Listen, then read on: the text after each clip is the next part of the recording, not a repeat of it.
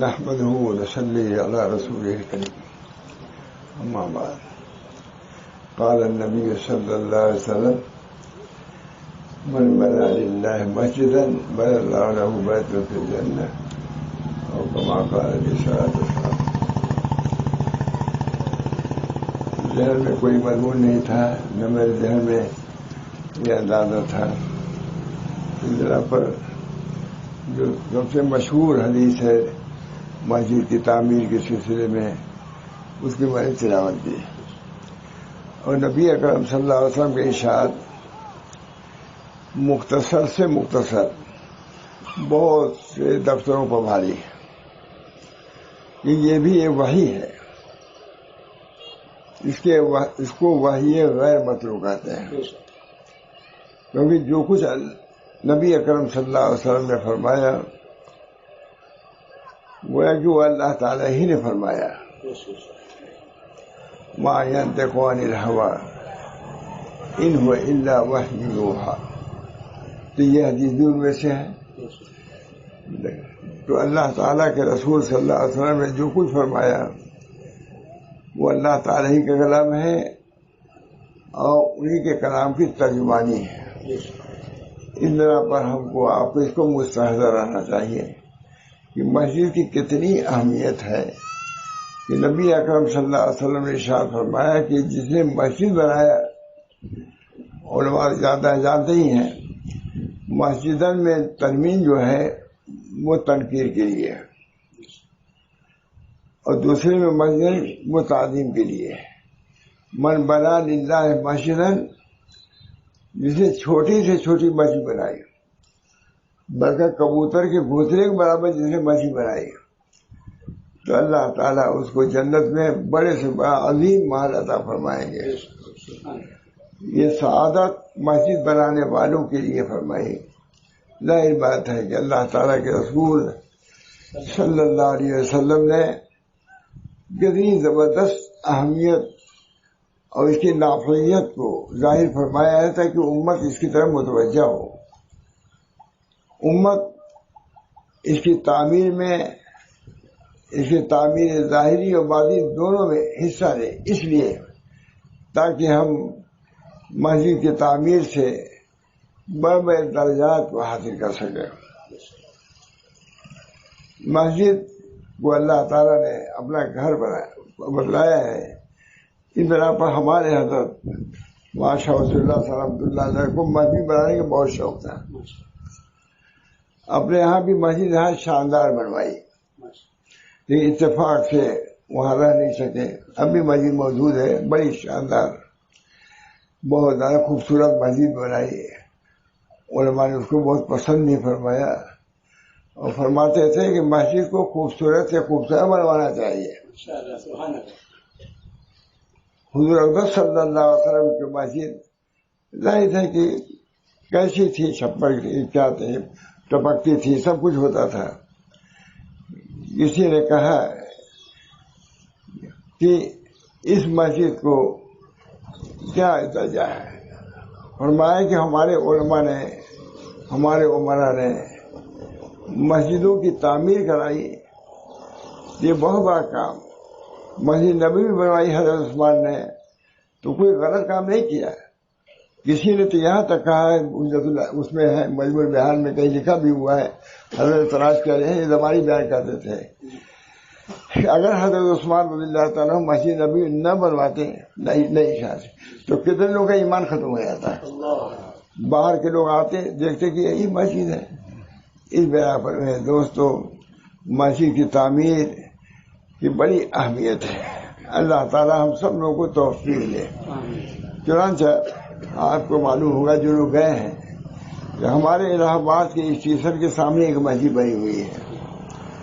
جب اسٹیشن بننے لگا ہم لوگ اسی وقت الہ آباد آئے تھے، تو یہ کہا گیا کہ یہاں مسجد تھی ہی نہیں، اور قریب اس کو اسٹیشن میں لے لیا جاتا تھا تعمیر میں. لیکن وہاں کے لوگوں نے کہا کہ بھائی جواہر لال نہرو سے پوچھ لیجیے آپ لوگ کہ یہاں مسجد تھی یا نہیں. لیکن انہوں نے کہا کہ نہیں یہاں مسجد تھی، میں بچپن سے دیکھتا چلا رہا ہوں مسجد. لیکن یہ مسجد ہمارے اسٹیشن کے موافق ہونے کے مطابق جو نقشہ ہمارے اسٹیشن کا ہے محراب نما ہے اس طریقے سے، تو مسجد بھی اسی شان کی ہونی چاہیے. کوئی تیار نہیں ہوا، حضرت ماشاء اللہ سب تیار ہوئے کہ میں بنواؤں گا. چنانچہ راجستھان انہوں نے بھیجا سنگ مرمر کے لیے اور آئی ہوئی بنی ہوئی ہے ماشاء اللہ. اور کچھ نہیں بتلاتا لیکن میں اس واقعے کو بتلاتا رہتا ہوں.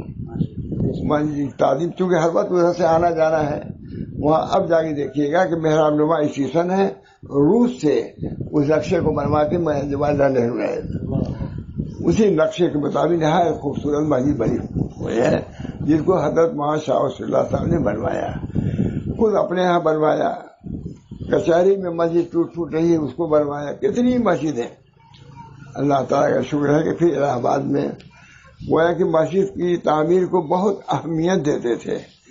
مسجد اللہ کا گھر ہے، ظاہر ہے کہ اس کی تعمیر کرے گا تو اللہ تعالیٰ اس کے دل کی تعمیر فرمائیں گے. جب مسجد دارالعلوم دیوبند کی بنی ہے تو کس نے کہا، لیکن مجھ کو حضرت کی یاد ہے. دارالحدیث وہی ہے، مسجد بھی ہے. فرماتے تھے کیا اچھا ہوا گہے ببیت خدا وہ گہے ببیت رسول، گہے ببیت خدا گہے ببیت رسول. اور مصرع ہے اس میں مجھے یاد نہیں آ رہا ہے لیکن یہ جملہ یاد ہے، گہے ببیت خدا، کبھی اللہ کے گھر میں کبھی رسول کے گھر میں. دارالحدیث بھی متصحیح ہے، گہے ببیت خدا. آپ بھی ذرا یاد کیجیے گا کہ گہے ببیت خدا گہے ببیت رسول نقشے میں بہت حضرت شیخ الہند رحمۃ اللہ علیہ اس کی تعمیر میں پورا حصہ لیا. بنیاد کھودی گئی تھی، پانی بھر گیا تھا، کسی کی ہمت نہیں تھی کہ اس میں جاتا. حضرت شیخ الہند نے تبن پہنا، لنگی پہنا اور کود گئے. جب وہ کود گئے تو سارے طلبا بھی کود گئے. پورے ایک آن میں وہ پانی بھی ختم ہو گیا، پھر صحیح ہو گیا. تو ہمارے مشائخ کو مساجد سے تعلق، مسجد سے بہت تعلق، بہت زیادہ اس کی طرح اللہ تعالیٰ نے ہمارے حضرت کو اس قسم کی چیزیں بہت ان کے ذہن میں تھیں. مسجد کا وقار ہو، اس کی شان ہو، نہایت عمدہ مسجد بنوائی. لیکن اس وقت مولانا جو بن گئی بہت بڑی بات ہے. اتنا روپیہ پیسہ بھی اس زمانے میں نہیں تھا، 56 کی بات ہے. ہمارے حضرات کوپا گنج انہوں نے بنوایا تو انہوں نے بنوایا. اللہ کا شکر ہے کچھ کا محراب بھی اچھا. جب الہ آباد میں آئے یہاں مسجد بنوانا ہوا تو فرمایا بڑی ہری کی بنی ہوئی تھی. فرمایا کہ بھائی میں فتح پور والی مسجد کا نمونہ اس کو دیکھنا چاہتا ہوں. اور یاد تھا ان کو کہ یہ آ گئے تھے، ناخوش ہو کے وہاں سے آ گئے تھے لیکن مسجد کو یاد کرتے رہتے تھے. میں نے مسجد بنوائی تھی، میں چاہتا ہوں کہ یہاں والی مسجد بھی اسی نمونے کی ہو جائے. جو جاری لگی ہوئی تھی ادھر الہ آباد کی مسجد میں وہ فتح پور بھیجا، کہا کہ وہاں کی جیسی جاری یہاں ہونی چاہیے. برابر یاد کرتے تھے مسجد کو. بہرحال مسجد کا تعلق ایمان سے ہے. مومنین ہی مسجد بھی بناتے ہیں، قرآن بھی کہتا ہے. اس بنا پر ایمان سے ہم مسجد بنوائیں، اخلاص سے مسجد بنوائیں. میں گیا بھاگلپور میں تھا، وہاں صدیق صاحب بھی تھے، تو مسجد کی بات آئی، مسجد میں بنیادی رکھنی تھی. تو مولانا نے یہ حدیث سنائی کہ دیکھو، پوچھا گیا نبی اکرم صلی اللہ علیہ وسلم سے کہ بہترین جگہ کون ہے اور بدترین جگہ کون ہے. بہت مشہور حدیث ہے. فوراً مولانا نے فرمایا بہترین جگہ مسجد ہے، دنیا میں بہترین جگہ مسجد ہے اور بدترین جگہ بازار ہے. بہترین جگہ مسجد جب ہے تو اس کی فضیلت ظاہر ہوئی. اس کا ہر انچ جو ہے متبرک ہے، ہر انچ متبرک ہے. بازار بدترین جگہ ہے. لیکن میرے دوستوں بزرگوں، نبی اکرم صلی اللہ علیہ وسلم نے ارشاد فرمایا اگر کوئی شخص اس حالت میں ذکر بھی کرتا ہو، تیسرا کلمہ پڑھتا ہو یا چوتھے کے متعلق ہے، تو پھر بازار نہیں ہے. انشاءاللہ العزیز بازار میں بیٹھتے ہوئے بھی وہ اللہ سے تعلق جوڑ سکتا ہے، اللہ کا ذکر کرتا ہے. اللہ کا ذکر ہر جگہ ہو سکتا ہے، پہاڑ پر بھی ہو سکتا ہے، جنگل میں بھی ہو سکتا ہے، بیابان میں بھی ہو سکتا ہے، ہر جگہ ذکر ہو سکتا ہے. آپ جائیے، ہم گئے بہت جگہ جنگلوں میں، وہاں بھی دیکھا، وہاں بھی نشانات موجود ہیں اللہ کے ذکر کے، کہیں قرآن موجود ہے، کہیں حدیث موجود ہے۔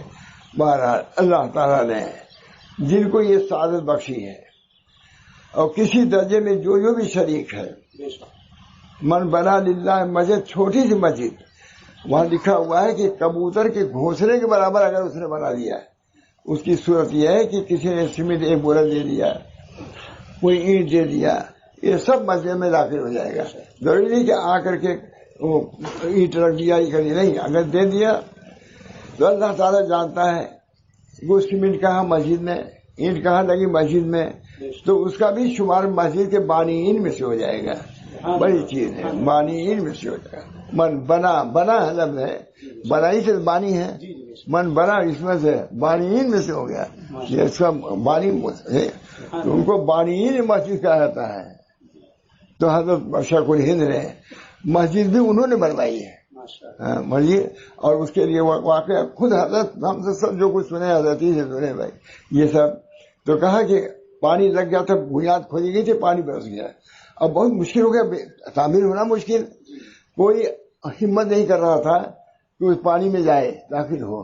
حضرت شیخ الہند نے لنگی پہنا اور داخل ہوئے، کود گئے، سب لوگوں نے کود دیا۔ بہرحال تو معلوم ہوا کہ پانی نکالنے کے لیے مدد، امداد کی ضرورت پڑتی ہے، پانی نکالنے کے لیے ظاہر اتنی بڑی چیز ہوگی تو ہم تمام مل کر کے مدد کریں گے تبھی تو ہوگا۔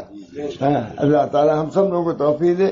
من بنا للہ مسجد، کہتے ہیں تھوڑی سی چیز میں، چند الفاظ میں کیا کچھ بیان فرما دیا رسول اللہ صلی اللہ علیہ وسلم نے، کہ دو چار ورق لکھا جائے تب بھی اس کا بدل نہیں ہو سکتا۔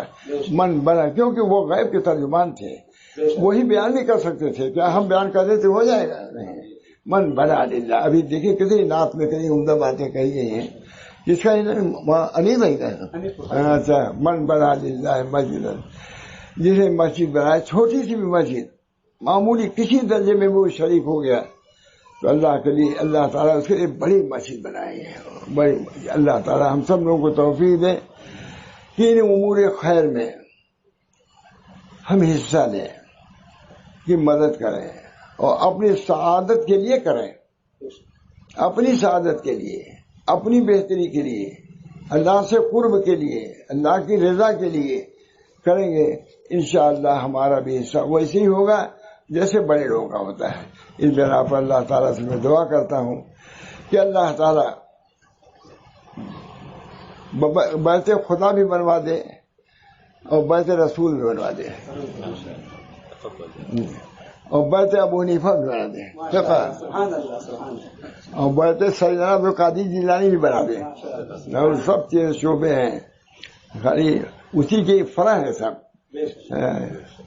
زاویہ عبد القادر بھی ہے، اور میرے دوست و بزرگوں خانے ابو حنیفہ بھی ہے۔ لوگ جا کے دیکھتے ہیں وہاں ابو حنیفہ کہاں بیٹھتے تھے، ابو بخاری کہاں بیٹھتے تھے، سب ہے، سب دیکھ کے آتے ہیں، بدلاتے ہیں، تو معلوم ہے اس کے اندر اور جامعیت ہونی چاہیے، بیت خدا بھی ہو، بیت رسول بھی ہو، بیت ائمہ بھی ہو، اور بیت صوفیہ بھی ہو، کیونکہ تین جماعتوں نے کام لیا ہے۔ سب سے پہلا کام تو لیا ہے عقائد والوں نے، عقائد کو انہوں نے بیان کیا کہ اسلام کی یہ عقائد ہے، اس کے بعد فقہاء نے، اس کے بعد صوفیہ نے لکھا ہے، صوفیہ نے بھی باطن کی اصلاح کی طرف متوجہ کیا، خود پیا اور پلایا، ان تینوں چیزوں کی ضرورت ہے، مجھ سے بیت اللہ کی بھی ضرورت ہے، بیت رسول کی بھی ضرورت ہے، اور اس قسم کی چیزیں جو باطن سے اصلاح اور تربیت سے تعلق رکھتے ہیں، جس کو صوفیہ نے قائم کیا، اس کو زندہ رکھا، اور زندہ رکھنے کی خواہش بھی رکھتے ہوئے چلے بھی گئے، ویران بھی ہو گئی وہ چیزیں۔ نہیں، ہم کو تو ان لوگوں میں سے ہونا چاہیے کہ ہر چیز کے قائم کرنے کی اور اس کے آباد کرنے کی کوشش کریں۔ اللہ تعالی ہم سب کو توفیق دے۔ آپ نے فرمایا تھے کہہ دیا، مجھے بات نہیں سمجھ آ رہی تھی، لیکن میں سمجھتا ہے اتنا کافی ہے، کیونکہ ابھی مجھے یاد رکھنی ہے۔ دعا کیجیے اللہ تعالیٰ سے کہ اللہ تعالیٰ بعد میں دعا ہو جائے گی، اللہ تعالیٰ ہمارے اس اجتماع کو جو ایک دین کی نسبت پر، ایک عبادت کی نسبت پر جمع ہم ہوئے ہیں، اللہ تعالیٰ اس جمع ہونے کو بھی اللہ قبول فرمائے، جو یہاں باتیں ہوئی ہیں الحمدللہ جو اشعار پڑھے گئے نہایت ہی مؤثر تھے، بلکہ وہاں نصیحت کرنے والے تھے، اس بنا پر ان کی بھی قدر ہم کو ہے، اور جو اب پیش آئے گا اس کی بھی ہر طرح ہم تیار ہیں۔ الحمدللہ بنیاد رکھی جائے گی، اس کے لیے تکمیل کے لیے، اس کے تتمیم کے لیے، اس کے قبولیت کے لیے ہم سب کو دعا کرنا ہے۔ اللہ تعالی ہم سب کو توفیق دے۔ وآخر دعوانا ان الحمدللہ رب العالمین۔